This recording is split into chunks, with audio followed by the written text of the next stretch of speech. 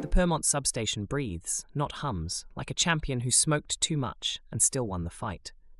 Ozone hangs in the air, a confession nobody asked for. Hand-labeled vinyl spins under a single neon tube, the color of a wound that won't close. Cables patched with electrical tape and old faith, hot metal creaking under the capacitor's load. The console keeps its lights and its secrets. Black Star Pirate Radio. Liberdade checks in at 69 degrees and sunny. Airflow is west at about 4 miles per hour. The structural integrity of this project is being questioned at its very foundation. Resource allocation. Stratos, the Eagle Mountain City Council, and the state's water policies are now under the microscope. A smallest testable move for an alternative path would be to mandate advanced adiabatic or liquid immersion cooling technologies from the outset, significantly reducing water dependency rather than relying on the state's dwindling supply. This isn't just about water pipes, it's about the sacred trust of a land and its people. For generations, the Ute tribes have recognized the delicate balance of these arid lands. Now, a digital behemoth demands what the earth can barely provide. Who carries the burden of this thirst? The local farmers, the shrinking Great Salt Lake itself, the future generations. This is a debt incurred against the landscape's provenance.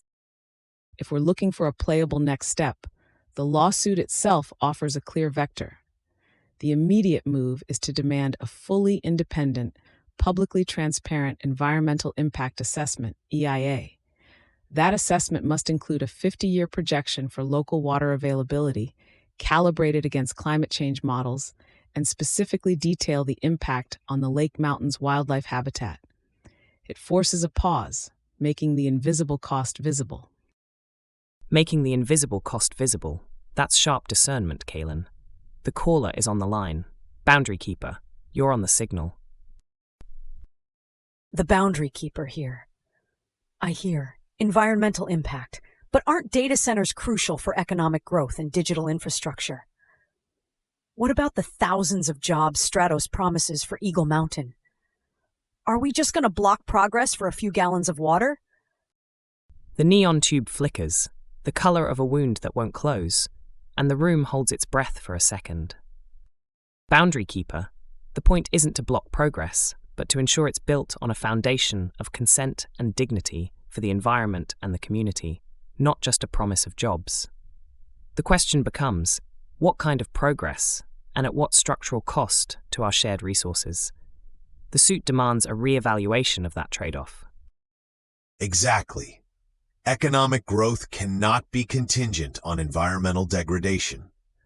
An alternative economic development strategy could focus on attracting businesses that are net positive in resource use or invest in sustainable local industries, like advanced manufacturing for water-saving agricultural tech, which offers equally high-skilled jobs without the massive ecological footprint of a data center.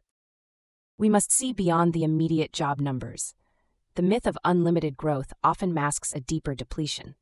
If the community's water supply is compromised, what is the provenance of that prosperity? It's a house built on sand.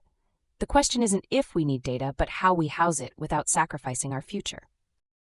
So the actionable vector here is to use the legal challenge to frame a new civic dialogue. The data from the independent EIA, coupled with projections of job creation from alternative green industries, can be presented to the Eagle Mountain residents. This turns the confusion of competing narratives into a clear choice, allowing the community to architect its own economic destiny with full information. We have already run that tape. Here is the closed-loop takeaway. In Buenos Aires province, Argentina, the bodies of 2 teen girls, 16-year-old Yara Nardelli and 18-year-old Camila Aldana Tarocco, were discovered, victims of brutal femicides.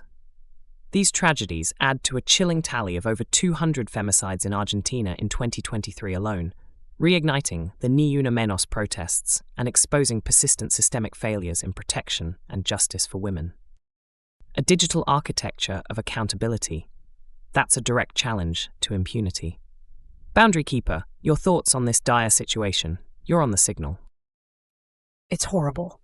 But how can technology solve such deeply rooted societal problems? Isn't this just putting a Band-Aid on a gaping wound? The real issue is cultural, not just legal. Boundary Keeper, you're right that cultural shifts are vital. But legal and technological structures can act as powerful levers for that change, asserting a structural self-worth for women, not one contingent on societal goodwill.